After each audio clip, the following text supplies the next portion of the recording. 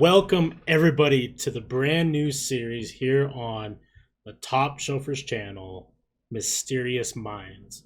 My name is Wes, and today with our first episode, I want to explain what the show is going to be, what the topics are, what to expect, and we're going to jump in today's first episode. I'm super excited.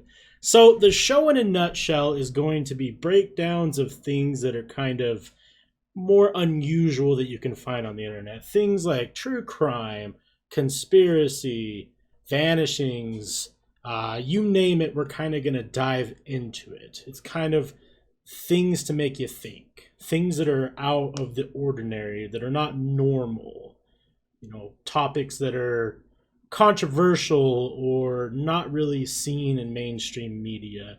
Or if they are, maybe we're going to talk about them in a deeper or a different facet. So, I want to kind of talk about what we're going to discuss with today's episode, as well as the next 6 episodes that I have planned.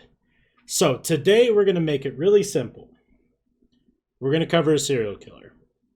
One that is gaining more true crime fandom as of late. I believe there's a Netflix documentary. The next episode will be the Philadelphia Experiment. Third episode will be the Slender Man stabbings. Fourth episode will be the Sullivans, which is a cult. Episode 5 will be something that I've covered on Top Shelfers before, but we're going to dig deeper into it, which is the murder of Michael Franke. And then the 6th episode, thus potentially ending what we can call season 1, which I don't think I'm going to take a break into season 2. I just kind of want to see how people are enjoying the content. Is going to be the murder of Cassie Jo Stoddart. One that is very, very dark and grueling and kind of shows the impact of highlighting certain people in the media. But we're not going to spoil anything yet. Today, we're going to talk about the serial killer Dennis Nilsen, or by his pseudonym, the Kindly Killer, because of his very polite mannerisms in life. He wasn't necessarily a horrible person in his day-to-day life. It was what was going on behind doors. Now, I do want to give everyone a fair warning. Some of these episodes will be covering very intense, disgusting, and difficult topics, such as serial killers. And I'm going to leave out some of the harsher details, but I still want to give a trigger warning, and a viewer discretion is advised going into this, just for anyone who doesn't want to hear things of that nature. I also took some advice from some of my friends close to me who watch my content, and when I do make some of these videos, I'm still using a small script so I can keep on track. But I want this to come off more as a conversation between you and me, the people watching, and myself. And not me just reading what I wrote. Now, you might see me glance down so I can keep track of stuff, but as time goes on as the series develops, and the more editing skills I get, I'm hoping that it's going to feel more fluid. But bear with me. I'm new to these type of videos, but I really do enjoy them. So, let's hop into it. Asked me how many there were, and I didn't really know. I just gave him a figure. And because I was cooperating with the police, I decided I'll stick with it. There were three of those victims were invented just to complement the continuity of evidence to the police, because just to keep them happy. On a weekend, I would sort of pull out the floorboards, and I found it totally unpleasant, and I'd get blinding drunk, so I could face it, and start the dissection on the kitchen floor. Mm-hmm. And I'd go out and be sick outside in the garden, haul the body out onto the floorboards, put it on the sheet, and then cut it out. Myself look dead, or it was nothing to do with death itself. It was making myself look as different from me as it was possible to imagine, so that I could really be convincing as being somebody else. But he's now me. He's now my body in the fantasy. The most exciting part of the little conundrum was when I lifted the body, carried it. It was an expression of my power to lift and carry and have control. And the dangling element of limp limbs was an expression of his passivity. Yes. So his these two opposite things. I mean, it was my power and his passivity. The more passive he could be, the more powerful I was. So Dennis Nilsen is known in the true crime community to be eerily similar to America's Jeffrey Dahmer. Now I say America because Dennis Nilsen is in the UK. He's in Europe. And even coined by the public as the British Jeffrey Dahmer. With a staggering 15 murders and 7 other attempts, 1978 was his first victim. We're going to dig into his early life, what we think kind of led to him making the decisions that he made, and then also we will discuss the murders themselves. I do have some video footage of him.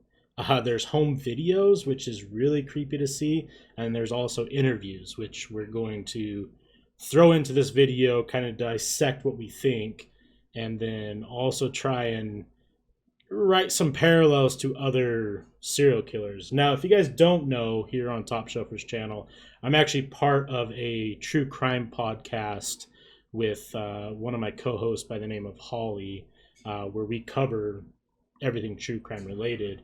And one of the biggest things that we like to do is try and find these parallels between all these serial killers. There's a lot. There's a lot. There's a reason why serial killers are similar.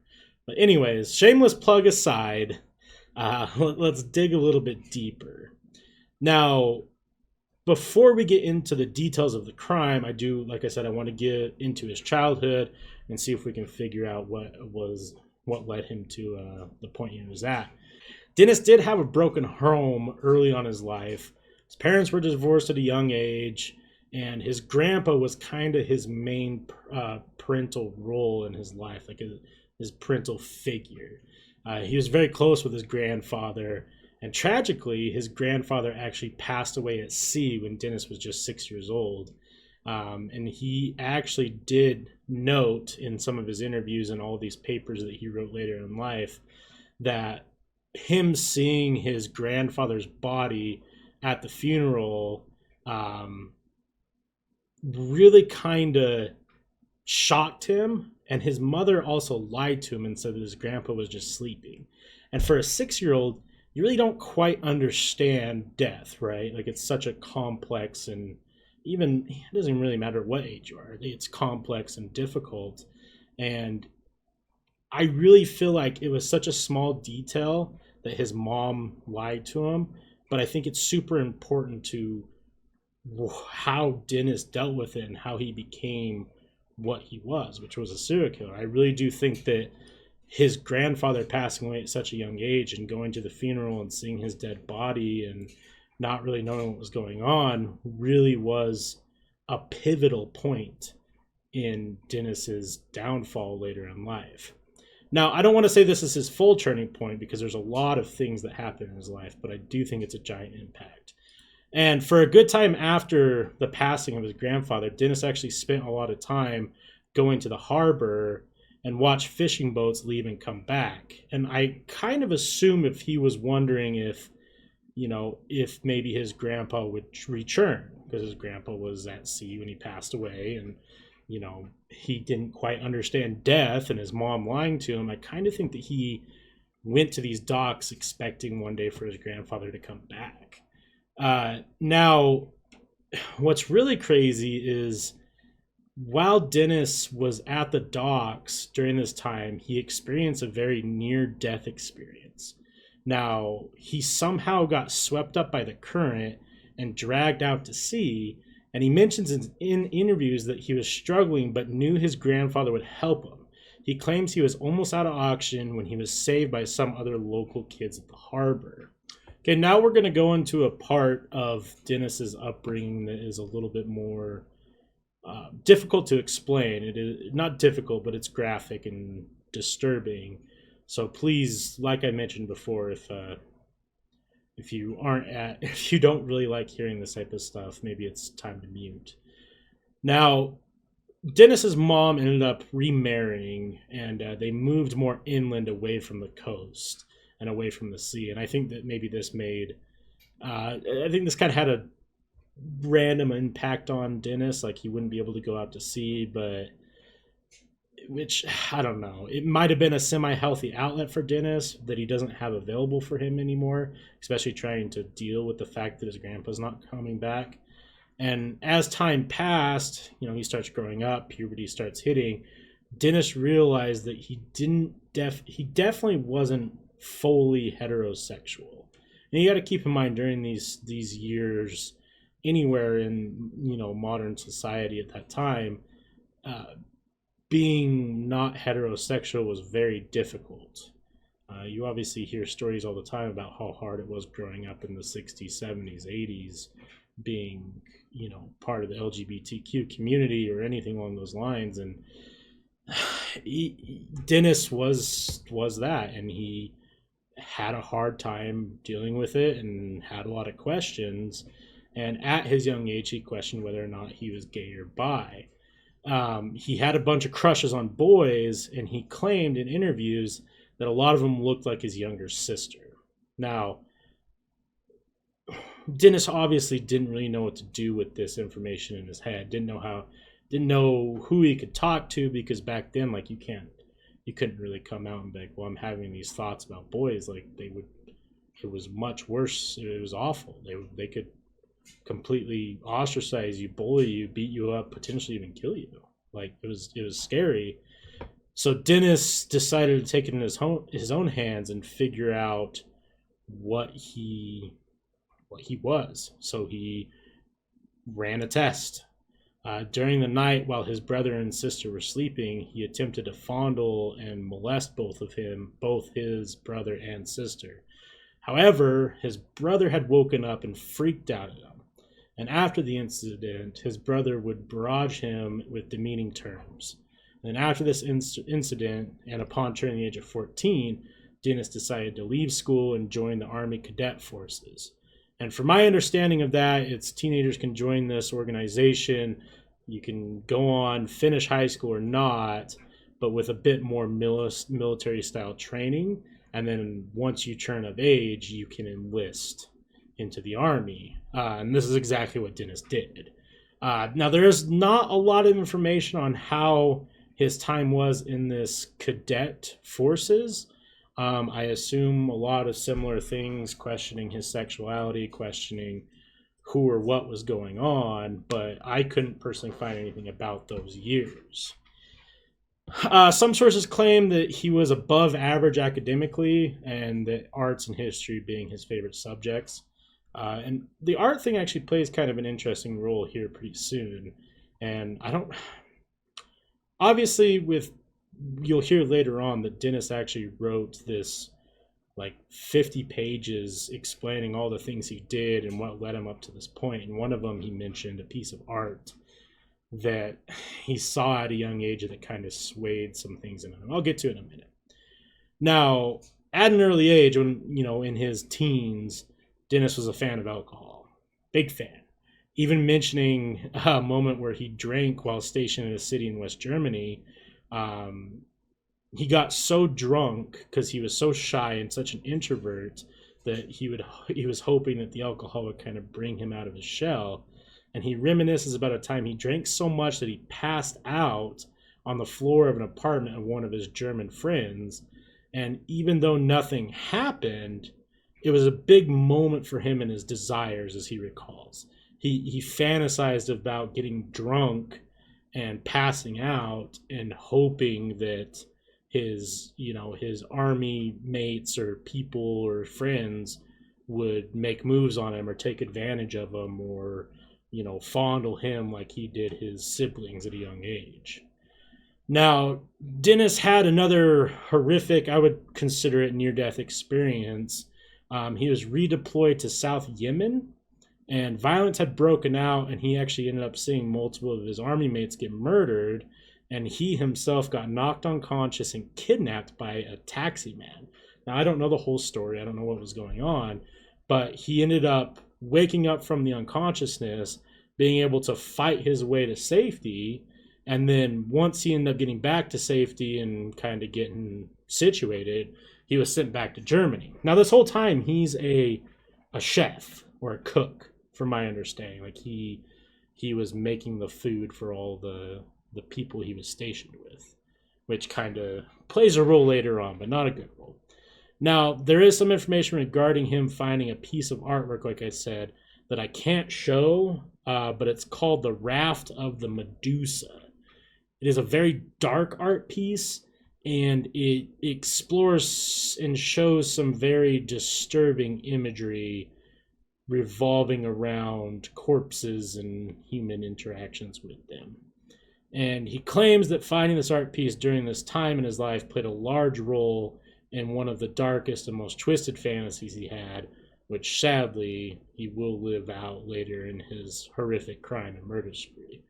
I don't want to mention the word just because it's one of those naughty words that we don't like saying, but and I get uncomfortable even though I do these episodes covering true crime. There's a few things that really disturb me to a point of not covering it, and anything to do with corpses is that, and that was his stick, sadly. So Dennis ended up retiring from the Army in 1972, and he returned home. In the 70s, like I said, were not a great time for anyone who wasn't straight. And Dennis, now feeling that he is fully gay, well, he kind of had this moment. He was still questioning it, and he ended up doing an encounter with a female prostitute. And I believe he quoted saying that it was very disappointing and depressing, and it wasn't something that really did anything for him. And that kind of concluded in his mind that he was homosexual, and that was how he wanted to live his life. And then he had another really bad experience involving his family. So his mother kept kind of bothering him, like, hey, like, why aren't you going out on dates with women? Are you going to get married? Kids, yada, yada, yada. And his brother even dragged him to watch, I guess it's a public documentary about homosexuality. I couldn't really find any information on this, but what it sounds like to me is they would do these like, hey, if you're worried that someone in your family is having homosexual thoughts, come show them this documentary. Like, really fucked up stuff, right? And he ended up going, and it just nothing was shown in a positive light, and Dennis ended up defending homosexuality at this event, in which sadly during the time period in this area, none of the people wanted to hear it. They were very upset, and he ended up getting in a big fight with his brother. And upon returning home, his brother told his mother that Dennis was gay, and it ruined the relationship with him and his brother. And then it put a big strain on the whole family. So Dennis decided enough is enough, and he moved to London in hopes to finding more accepting people and trying to find maybe, potentially a relationship, because in the smaller city, it just wasn't something that was possible for him. When he did get to London, he ended up joining the Metropolitan Police. He went to the academy for a year. And he only ended up being an officer or in the police force for a year. However, he discovered a fascination that I think really, it's not great, but I think that this was one of the biggest points of where this was like the ground root of where he goes later in life. So he had a fascination with going to the morgue and visiting the autopsied bodies.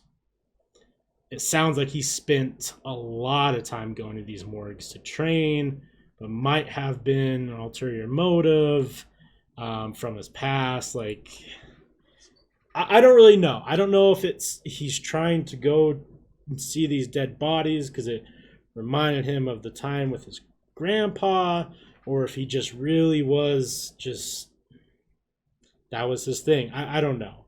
But even with this outlet, he only lasted a year, and then he had like a security guard job or whatever like that, and then he took up a civil servant job being a recruitment interviewer.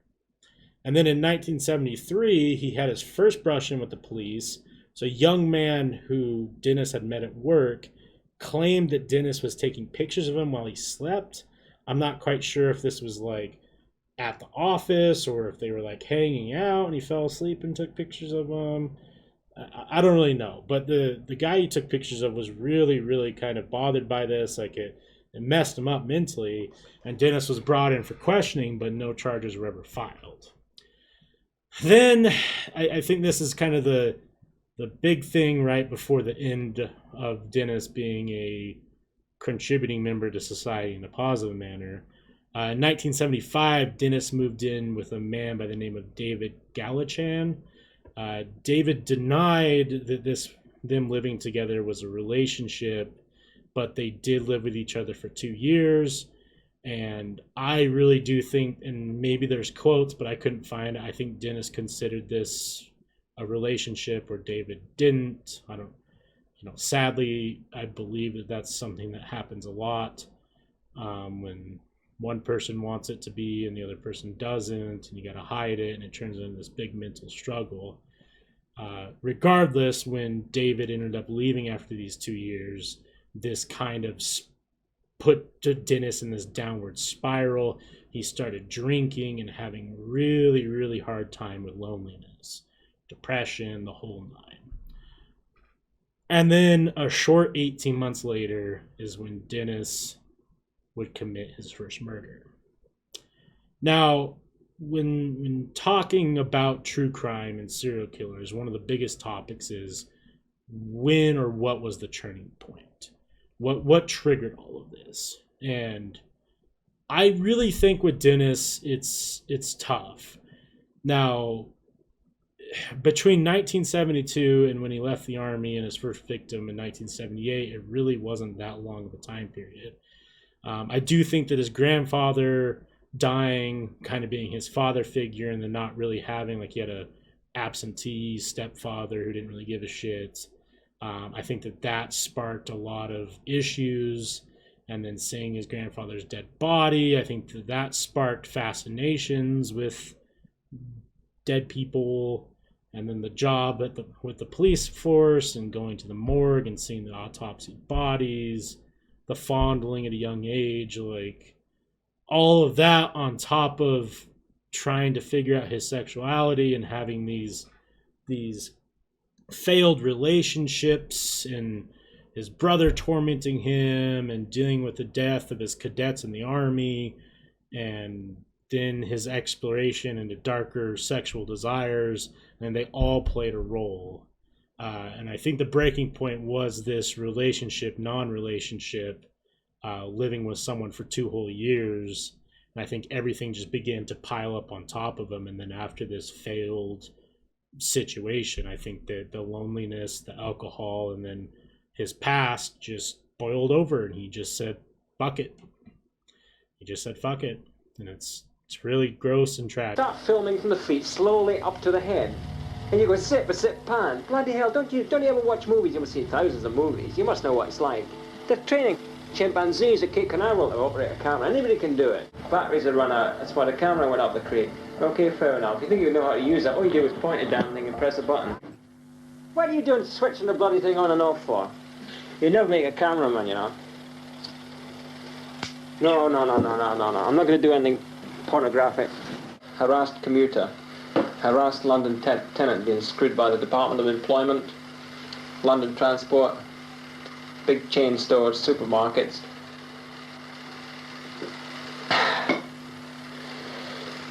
Can you, cut there, let me think. Beer I cannot stand, I got it for free at the bottle party. No. Here's to you, Mrs. Robinson.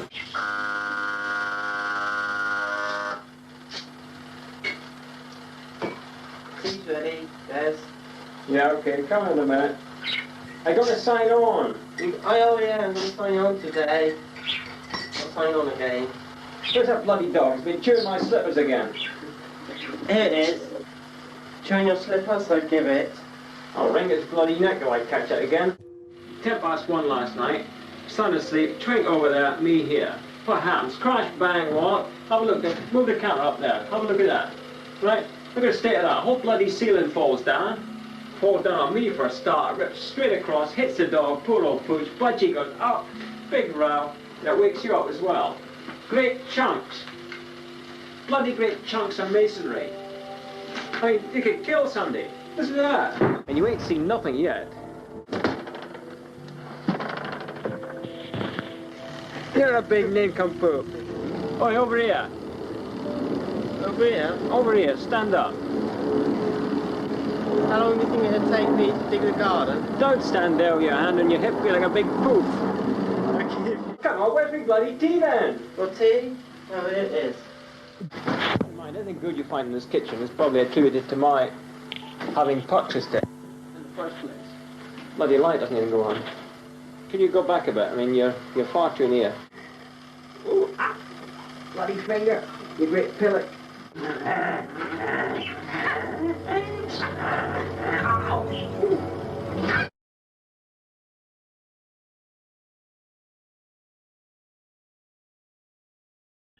Now this is the part of the show where we start discussing the crimes, his spree, and what it is that made him an infamous serial killer. So if you made it to this point, I assume you want to hear what it all was, but I just want to give you a warning ahead of time. It isn't fun. It's not. It's tough. So you had your warning. So Dennis met his first victim on December 19th of 1978, and this kid was 14 years old. He was trying to buy beer at a local pub. Dennis was already drunk as a skunk, intoxicated. He thought the boy was, 17 or 18. He saw the boy get denied alcohol, so he went over to him and was like, hey, why don't you come over to my place? We can drink together and, whatever, have a good time. Now, I do want to note before we continue, Dennis, you'll see in some of the videos, maybe I'll insert one of his home videos here.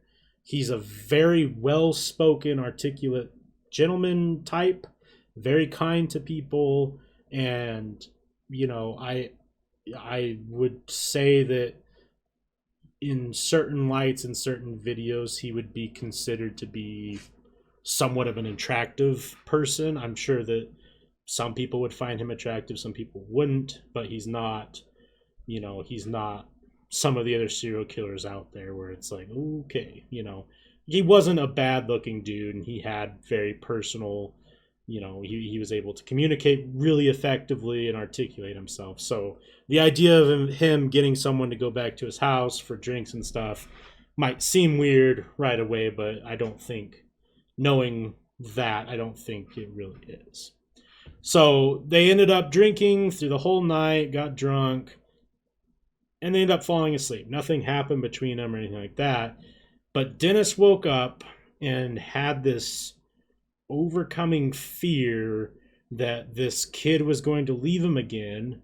And this was, a couple nights before New Year's Eve. And whether or not, this is really where we don't know. He says that he didn't want to be left alone for New Year's Eve again. And he was tired of being lonely.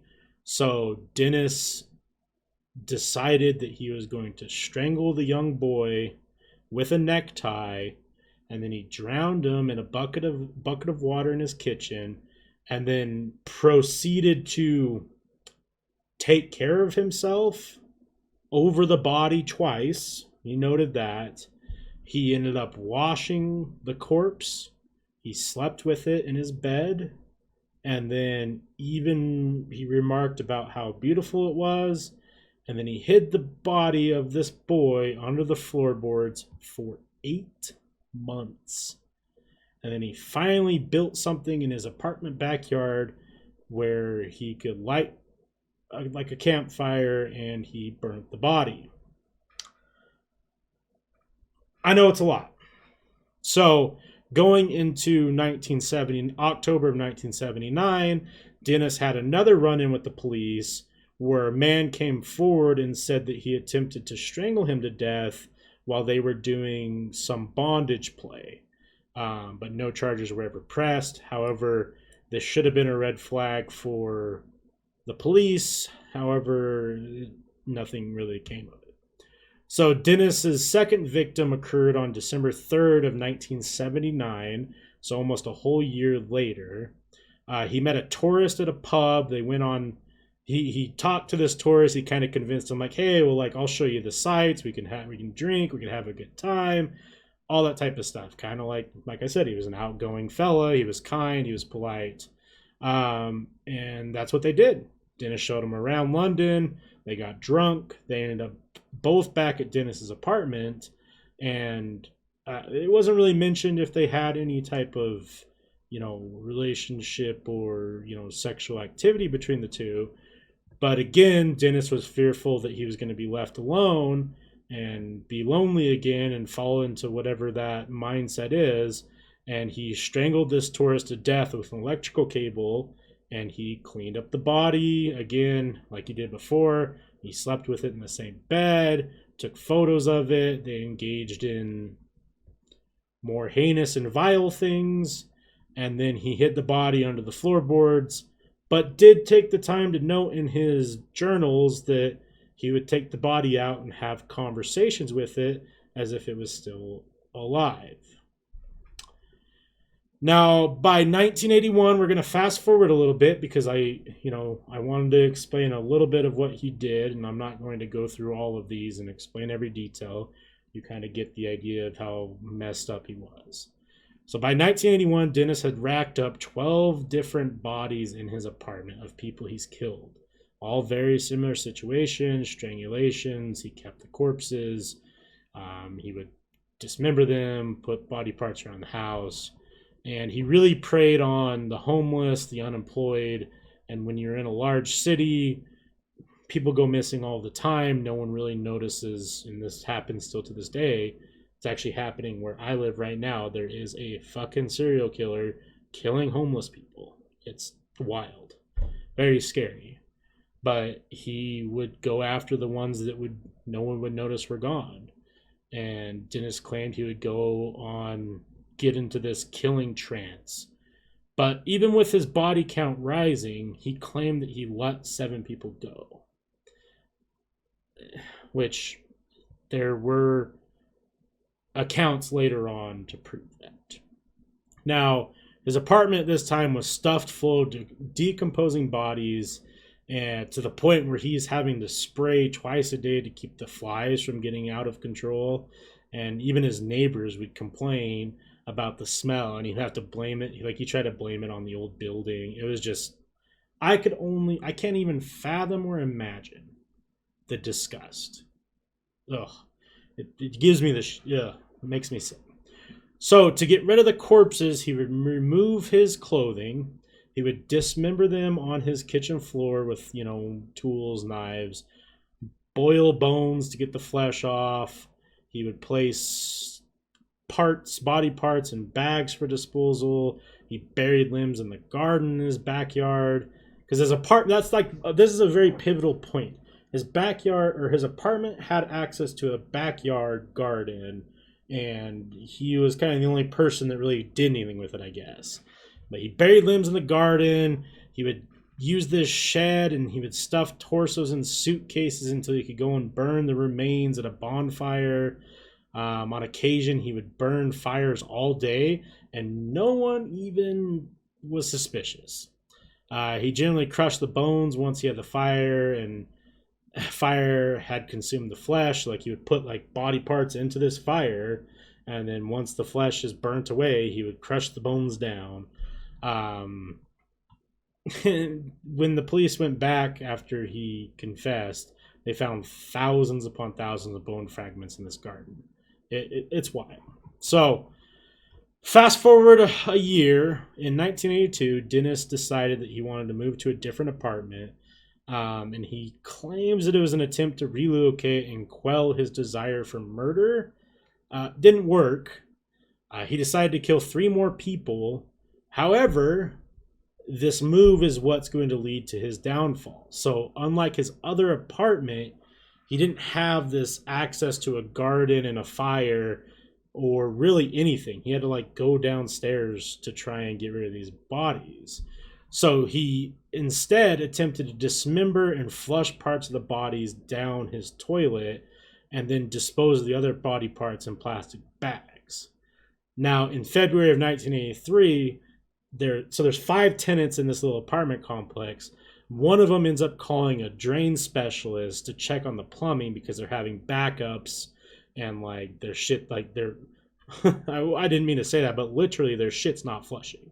But their sinks aren't working, toilets aren't flushing. So the technician ended up finding, he went down a manhole to try and go to where the building's plumbing is at, and he ended up finding rotting flesh and remains in this like manhole cover.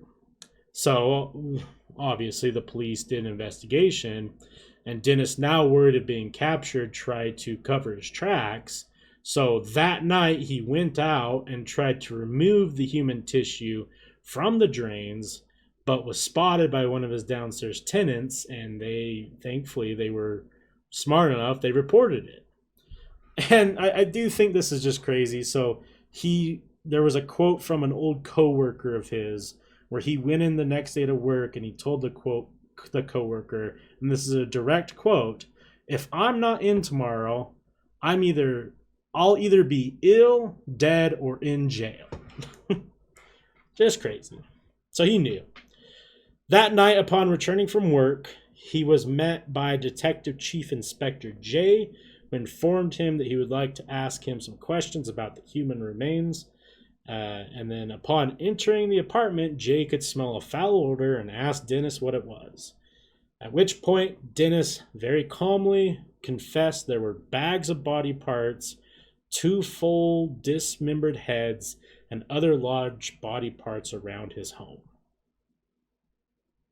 Just calmly confessed it. He was arrested on the spot and then proceeded to give all of the details of his killing spree. He admitted to killing 15 young men and then attempting to murder 7 others.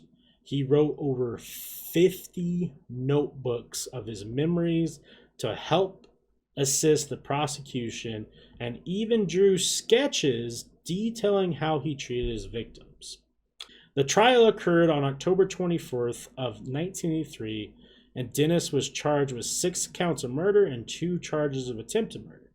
He pleaded not guilty based off of mental deficit. The trial went all the way through November 3rd of 1983, so a few months, and surprisingly, the jury couldn't actually reach a unanimous verdict. 3 separate psychologists brought forth evidence on whether or not he was in stable mind, and regardless of all that, it sounded like one of the psychologists confused the jury and actually had them believing that he may have not been of sound mind. And it's your typical stuff. Schizophrenia, he had all these different disorders. And then one of the psychologists just said, no, he's manipulative. He was very conscious of what he was doing. The judge ended up agreeing to accept a majority verdict. And on 4:25 p.m. of October 24th, they delivered a verdict of guilty on 6 counts of murder. The judge sentenced Dennis Nilsen to life in prison without eligibility for parole for at least 25 years. And then Dennis died of pulmonary embolism and retroperitoneal hemorrhage linked to a ruptured aneurysm. Sorry, I had to read that one because I don't know how. I'm surprised I got through those words, so yay me. This happened on May 12th of just 2018. So 2018, guys, a year before COVID, this man was rotting in prison. Crazy how time frames work, right? Now, this is kind of it for covering Dennis Nilsen. My closing thoughts on the matter is you start to see the links between some of these serial killers who started in the 40s, 50s, and 60s. And a lot of it is revolving around them questioning their sexuality and having traumatic experiences at young ages. And I'm glad that we live in a society now where it's obviously not perfect, right? We still have people who are fearful of their sexuality and fearful of, telling friends and family, but we're at least getting better. And schools and the public are starting to notice when people need help at an earlier age, and we're trying to give it help. I feel like there's more good people now than there ever has been. There's still a lot of darkness and still a lot of hate and still a lot of horrible things, but it definitely seems like there's a lot of very linked things between some of these serial killers and during this time period. And I really do think if we would have been worrying about other things during these times, maybe it wouldn't have been so hard for people. Now, I'm not trying to say that anything that Dennis was a piece of shit, regardless, and I don't feel bad for him. I don't, none of that.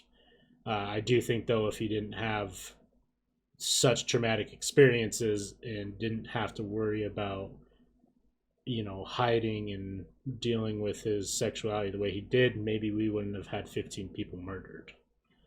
But hindsight's 2020. He could have still turned out to be a crazy psycho, and it's just part of who he is. That's kind of my closing thoughts on this. Very fascinating one to dig into. A lot of parallels to other people. A lot of parallels to Jeffrey Dahmer.